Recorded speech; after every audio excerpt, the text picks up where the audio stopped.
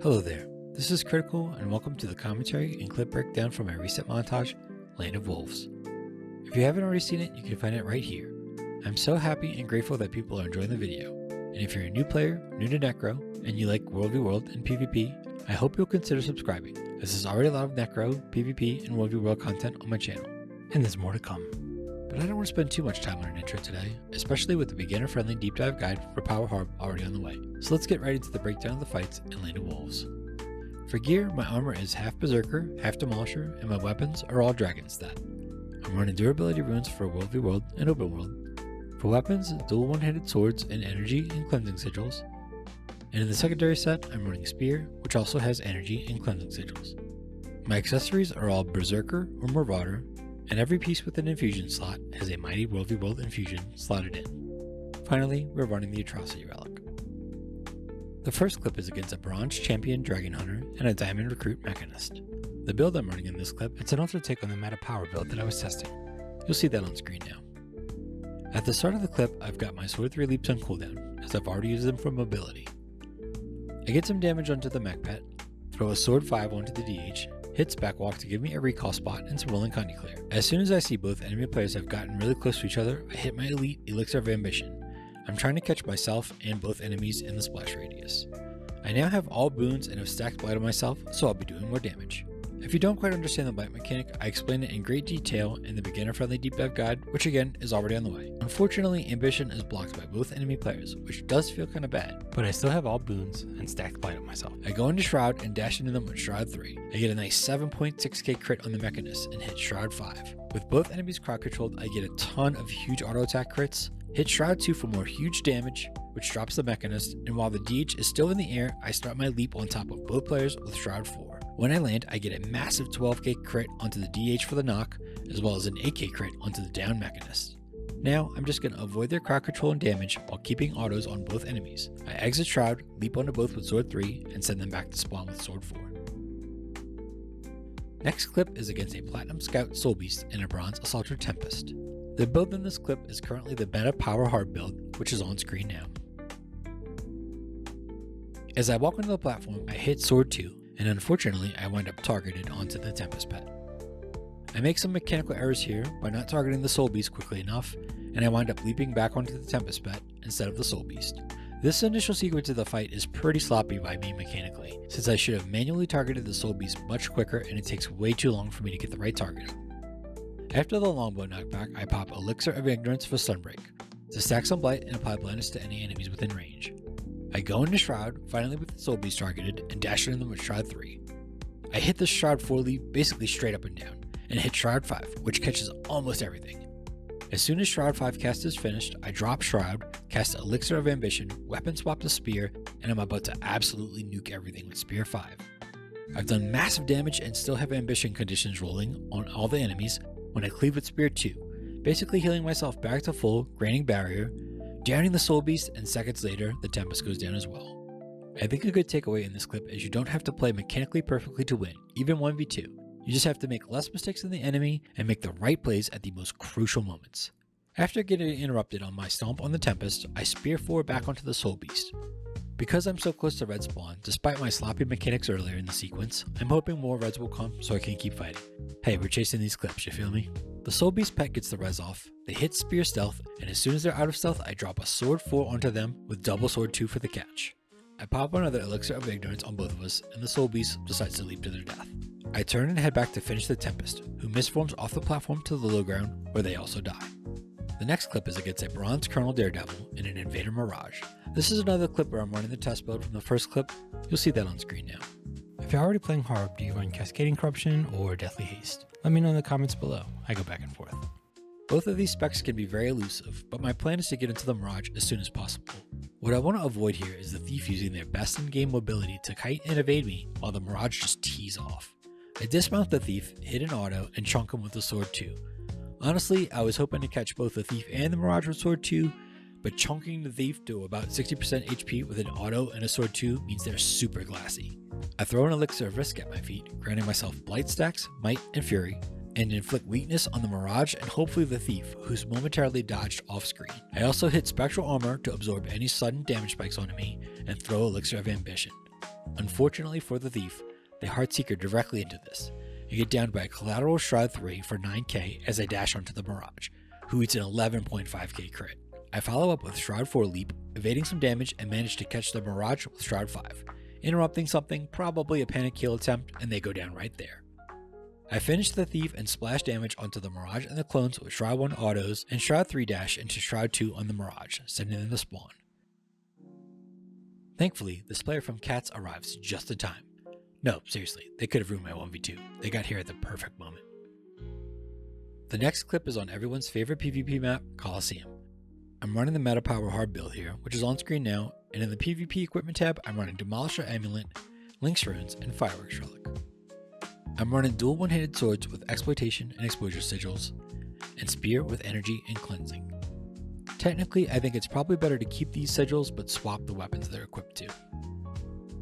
My team is down pretty bad here. The enemy team is up on points, kills, and my team is basically getting trapped and farmed at our home node. And rather than running to try to help secure our home node, I'm going to try to find a way to create some space or make a play.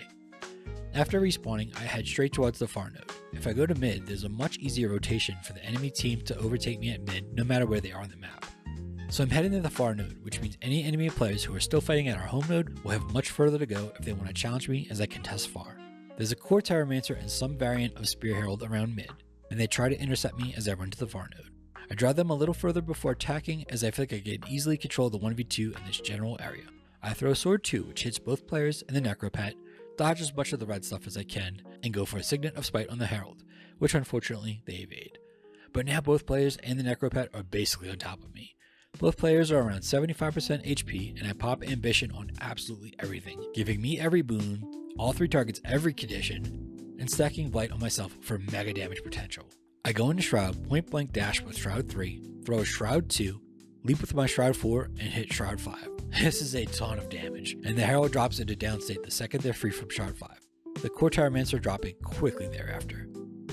I Shroud 2 for damage on both players, pop my heal, and activate Spec Walk. The Terramancer drops his downstate fear on me, and I instantly drop Wall of Power to cleanse the fear. Unfortunately, the Herald knocks me back, so I reactivate Spec Walk and finish them off with Sword 2, Sword 1 autos, and throw a Sword 3, although both enemies have already died. The next clip is the only 1v1 in the video, and it's against a Diamond Legend Catalyst. Again in this clip, I'm running the same Power Harb test build as I've run in some of the other clips, and that's on screen now. Both Catalyst and Harbinger are very strong currently, though I personally feel like Catalyst has a very small advantage in this specific matchup. With that being said, Harb versus Catalyst 1v1s with no outside interference will be decided more by player skill and a little luck, rather than any spec or mechanical advantages. At the start of the clip, I'm waiting for them to regen back to 100% health after they've finished killing camp NPCs before engaging. And once I see them tick to full, I pop Spec Walk and throw a Spear 4 at them. Even though I'm right on top of them, basically, I reactivate Spear 4 for the teleport. When reviewing the clip, I realized that I may have gotten a little lucky here, as it appears the Kata tried to flash onto one of these high ground spots, but the map geometry may have messed up their pathing. Or maybe it was a small mechanical error by the Catalyst, but I think it's more likely that the map geometry messed up the pathing for flash. We've all been there. I drop a Spear 5 and a Spear 2, throw an Ambition on both of us, and a Shroud, dash onto them with Shroud 3, dodge their CC with Shroud 4, drop a Shroud 5, and finish them with Shroud 2 and Shroud 1 autos. After the cinematic storm sequence is a 1v4 during the no downstate event. ArenaNet, please give us more no downstate events. Maybe once quarterly, one weekend every other month. Solo roamers everywhere will love you. This clip deserves a little setup, I think, since it's my first ever clean 1v4. The build for this clip is the Meta Power Hard build, on screen now. Prior to the montage clip, I see these green players driving the tower outside of my spawn, which is currently held by blue. This isn't a great spot for me to take the 1vx since I'm on the low ground, they're on the high ground, there's multiple potential line of sight issues, as well as the verticality in the terrain that the enemies can use to their advantage. I get a look at the specs but die pretty quickly. It's not that I wasn't trying to win this fight in this moment, but the more important thing for me was to find out how many enemies there are and what specs they might be playing. The approach to this area and trying to fight in it outnumbered isn't impossible, but I feel like fighting 1v4 on the tower platform isn't just possible, it actually swings the advantage in my favor. I swap in the Well of Darkness utility and head to the tower. This is a really important adjustment as it will help determine the first few crucial seconds of the engagement. Despite dying so quickly in the first go round, as soon as I spawn back I am absolutely certain that I can hit this 1v4. The 4 enemies are 2 Deadeyes, a Scourge, and a Scrapper. I'm hoping to get there after they have killed the Tower Lord in mid-tower flip, and I'm working on the assumption that none of them will leave the platform to try to intercept me. Basically, they'll all be bunched up. I think most players will sit in the capture point rather than engage a single player, and if I'm right, I can get to the platform and drop a darkness on all 4. I should be able to evade any first attack CC attempts, as all 4 should be blinded by darkness. I get to the platform with plenty of time to spare, as it's not even halfway flipped to green. I start casting darkness onto the platform before I even get on top of it, and I catch all 4 enemies, just like I wanted. I throw Ambition basically at my feet, which splashes onto myself, both Deadeyes, and the Scourge. Although the Scrapper was able to evade it, I get a decent chunk of damage and every Condi onto the first 3, every boon on myself, as well as 15 Blights to X from Ambition. I swap the swords and hit sword 3 onto 3 of the enemies. One of the thieves is already around 25% health, the Scourge and the other thief are both around 50%, and the Scrapper is the healthiest, probably around 75%. I throw elixirs of risk and promise. At this point, the Scourge and one of the Deadeyes just die. I pop Specwalk and enter Shroud at max Blight Stacks, 25. I leap towards the ramp, not wanting either of the 2 remaining players to bail from the platform down the ramp. I get a nice 7k crit onto the Scrapper, dropping them to around 20% HP, and the remaining Deadeye is also in trouble. My max Blight Stacks have reduced my HP to around 16k, but I'm going to be absolutely pumping damage into these last 2 players. I catch the Deadeye with Shroud 5, drop Shroud, hit a Sword 5 Fear, and get the kill with Sword 2.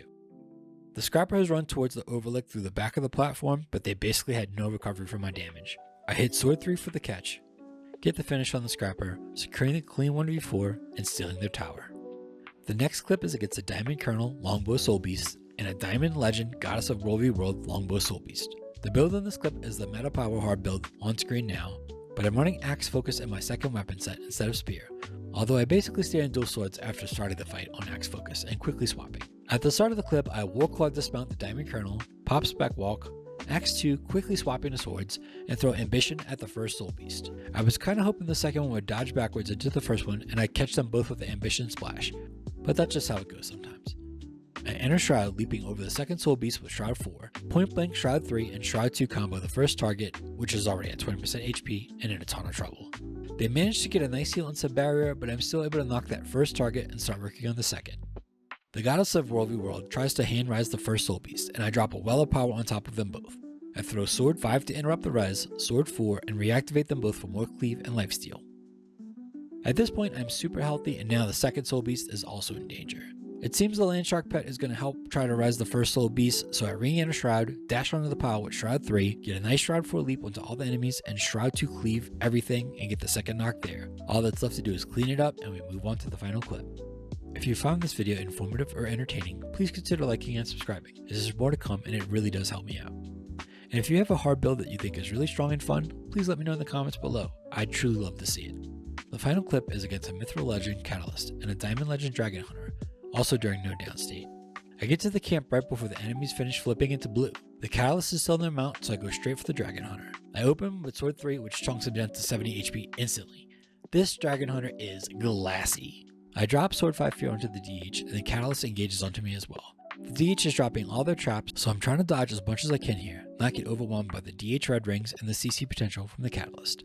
I send a Sword 2 onto the DH and hit Specwalk. There's a Spear Virtuoso that looks like they have 5 blades stock. I try to keep my eyes on them since I don't want to eat a random 5-stack blade songs to the face, get mowed, or get Mesma Spear Wombo comboed. But I choose to continue my focus on the DH as my kill target. Compared to a Catalyst and a Virtuoso, the DH has the least amount of ability to evade me, and I know they've already used some cooldowns, so I stay hard committed. I pop all 3 of my elixirs, Darkness, Enter Shroud, hit a 3-4-5 combo, and the Glassy DH is now in super big trouble. The Catalyst is also sitting around half health now too. I've lost track of the Virtuoso somewhere behind me, but I know they're back there somewhere, so when I start to see blade songs flying at me from behind, I'm able to avoid some of the damage, eating about 3k. The DH is a hair away from going down, and I'm running out of resources. I can weapon swap the Spear, but I have decided to stay on swords since I still have Sword 3 available. I double send it and get the kill in the DH. I swap the Spear and try to kite out of the back of the camp, but in the heat of the fight I've lost track of the ticker, and the second I step out of the camp capture ring it flips to blue. This means the camp supervisor is going to be invulnerable while still being able to damage and CC me, and the Catalyst is still chasing. I have no clue where the Virtuoso is right now. This could be a dangerous moment. I decide to head left of the camp where there's a small building. I want to use this as an option to kite the catalyst and any NPCs, including the invulnerable supervisor, if it comes down to it. Thankfully, I'm able to finish the catalyst off with elixir and shroud skills, and that's the Land of Wolves commentary and clip breakdown in the books.